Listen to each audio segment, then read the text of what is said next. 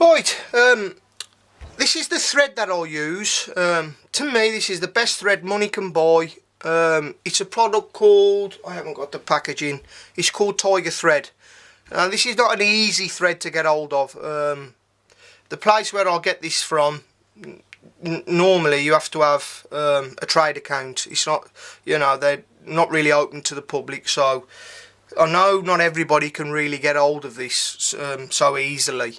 But if you can, out of all the threads I've tried over the years, you won't beat this thread. It's pre-waxed. It's as strong as anything you're gonna get. It's an absolute dream to sew with, and it's perfect for all leather goods. You get it in a good variety of different colours.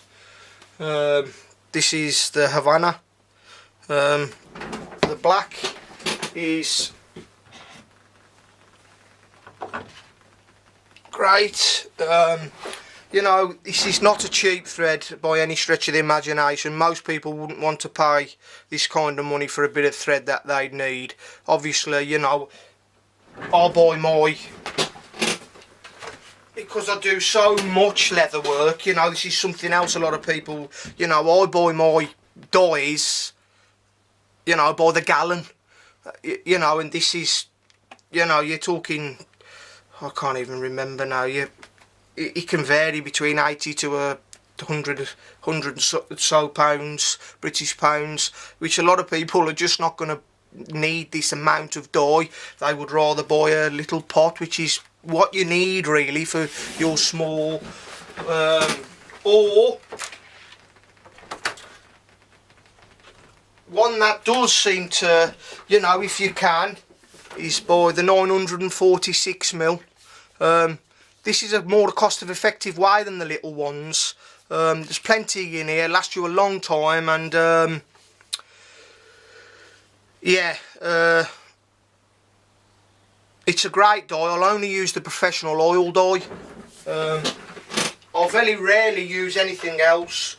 I buy all my, you know, I have got some little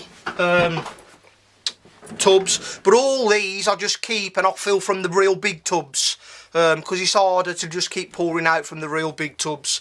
Like these, I've got all these in the litres and I just keep topping them up.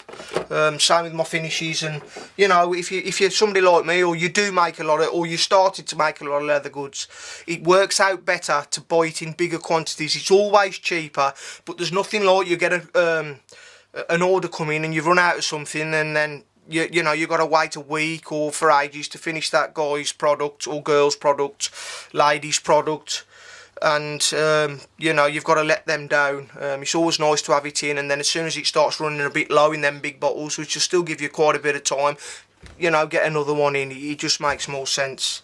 The needles I use, this is a funny one. This, for a long time I used a needle, what they call a glover's needle. And I really love these. It's like a little triangular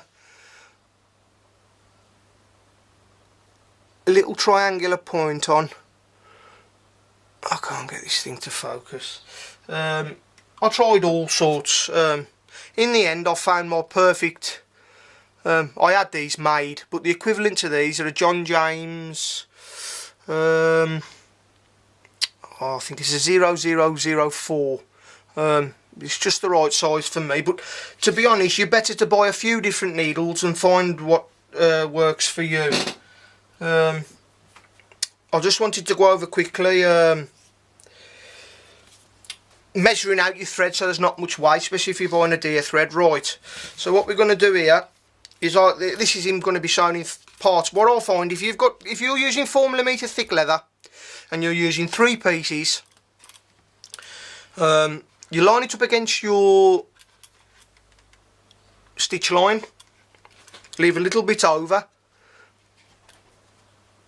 and you quadruple that then. So that's like your stitch line with your bit over. You'll go 1, 2, 3, 4, and a little bit. And if you cut your thread at an angle, it'll always make life a lot easier. to when it comes to thread it. So that's the first part of the sheath. I'll do the same with the middle part again. Get the amount that's needed from following the amount of stitches. 1, 2, 3, 4. Cut it at an angle. That's the you don't, like I say, you don't need to pre-wax this. It's beautiful. It's just a dream to stitch with. That'll be the middle section, which I'll put over here. And then the last little section.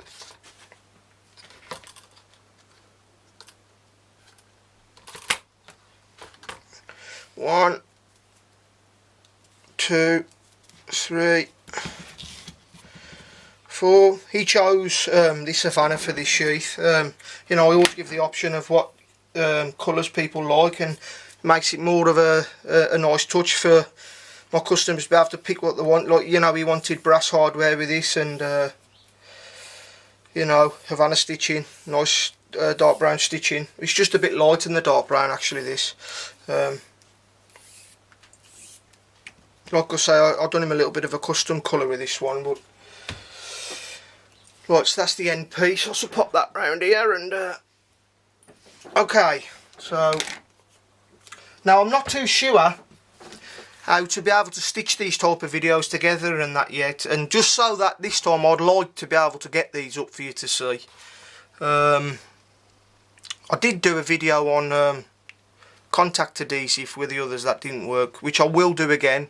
You know, hopefully it'll help people out, and my thought process on the way to go. You know, just to buy your contact adhesive from the shop and just slap it on it can be done, and it does work, but there's a better way of utilising it and using a contact adhesive the way I use it. You get a much better bond, and it's just a lot better. You know, I've done quite a lot of tests with pulling it apart and seeing which works better and all the rest of it, and the way that I apply mine, you're getting the best out of your adhesive and the bond between the two pieces. Anyway, that's for another video. So I'm going to switch you off again now, and I'll get this in the saddler's clams and we'll start stitching. Okay.